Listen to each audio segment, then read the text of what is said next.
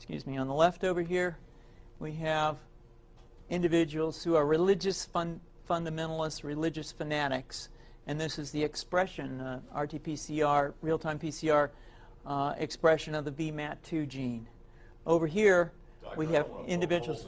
So let me complete. So over here, we have individuals who are not particularly fundamentalist, not particularly religious, and you can see there's a much reduced expression of this particular gene, the VMAT2 gene.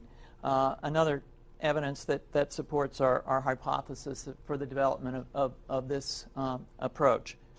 What you're suggesting here is by spreading this virus, we're going to eliminate individuals from donning on a bomb vest and going into a market and blowing up the market. So our hypothesis is that these are fanatical people, that they have overexpression of the VMAT2 gene, and that by vaccinating them against this, we'll eliminate this behavior.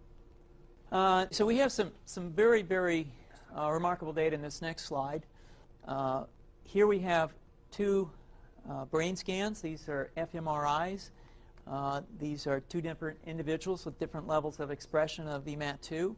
On top is an individual who's a religious fanatic, an individual, and we've repeated this numerous times, that has high levels of VMAT2. Now, this individual down here who had low levels of the VMAT2 gene, this individual would self-describe as not particularly religious. In each case, these individuals were read a religious text.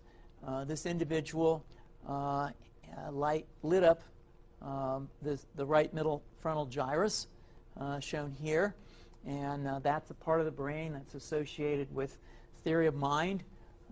It's a part of the brain that has to do with intents and beliefs and desires.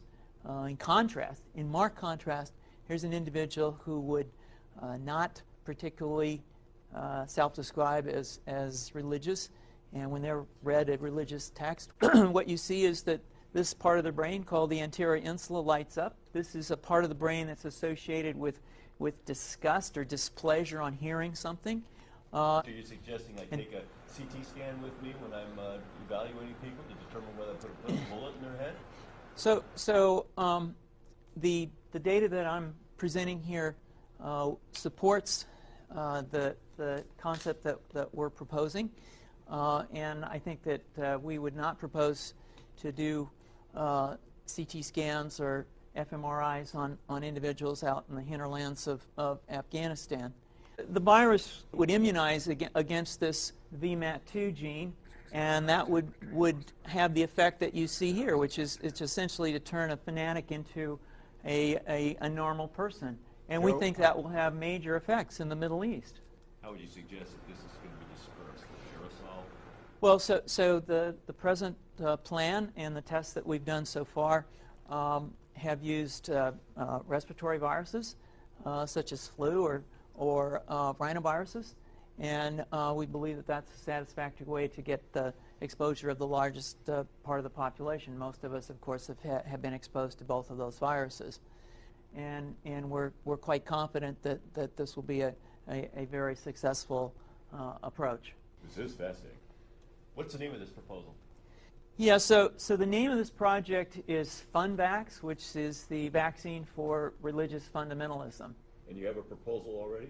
The proposal has just been submitted, and I think that the data that I have shown you today would support the development of this project, and we think it has great promise.